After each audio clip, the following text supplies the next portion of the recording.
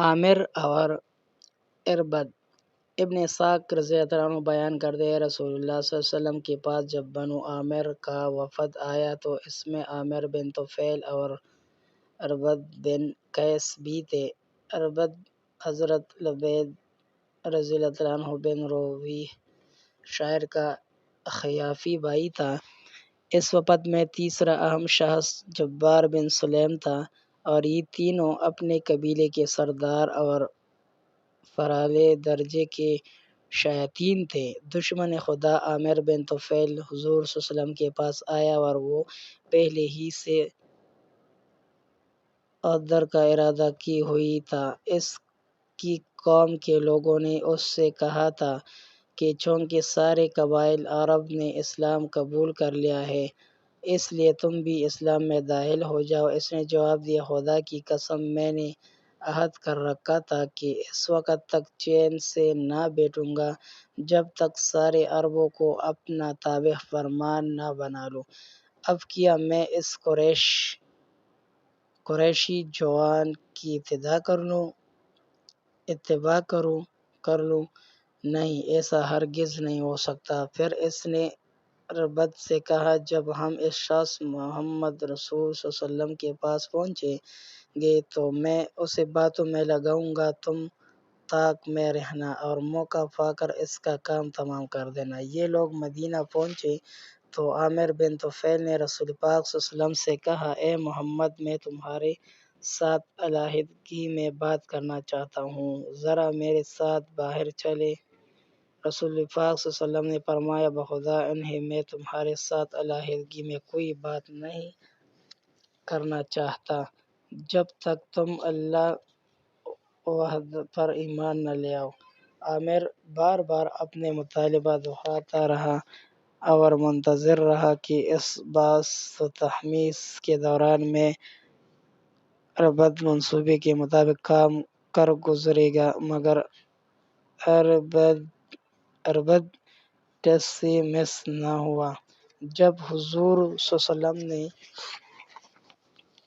عامر کا مطالبہ رد کر دیا تو اس نے رعونت کے ساتھ کہا، خدا کی قسم میں اس علاقے کو سواروں اور پیادہ فوج سے بھر دوں گا کہ تمہیں ختم کر ڈالے۔ یہ دھمکی دے کر وہ چلا گیا۔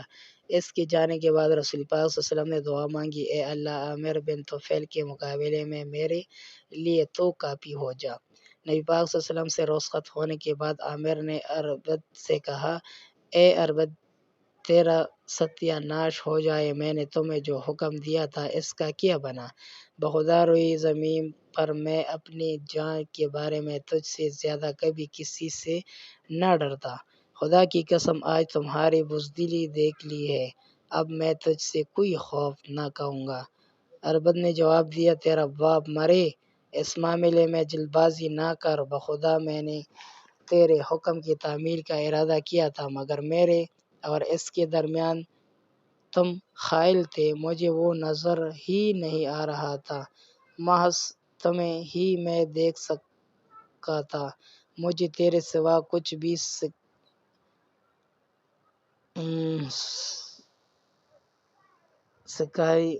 سجائی نہ دیا گیا۔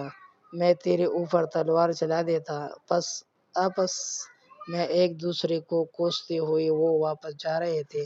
ابھی راستے ہی میں تھے کہ اللہ نے عامر بن طفیل کو طاعون کی بیماری میں مبتلا کر دیا۔ وہ بنو سکون کی ایک عورت کے گھر میں اس عذاب سے مر گیا۔ ابن اسحاق مزید بیان کرتے ہیں، اس کے ساتھی اسے دفن کر کے روانہ ہوئے اور اپنے قوم میں سردیوں میں پہنچے۔ قوم کے لوگوں نے پوچھا، اربد، کیا خبر لائے ہو؟ اس نے کہا، بخدا کوئی اچھی خبر نہیں ہے، اس نے ہمیں کسی غیر مروئی چیز کی عبادت کی دعوت دی۔ میری خواہش ہے کہ اگر اس وقت وہ میرے سامنے آئے تو میں اسے تیر کا نشانہ بنا کر قتل کر ڈالوں گا۔ اس عرض سرائی کے 1 یا 2 دن بعد اربد اپنے اونٹ پر سوار ہو کر اسے پیچنے کی آواز سے گھر سے چلا۔ اللہ تعالیٰ نے آسمان سے بجلی بھیجی جس نے اربد اور اس کی اونٹ دونوں کو ہلاک کر دیا۔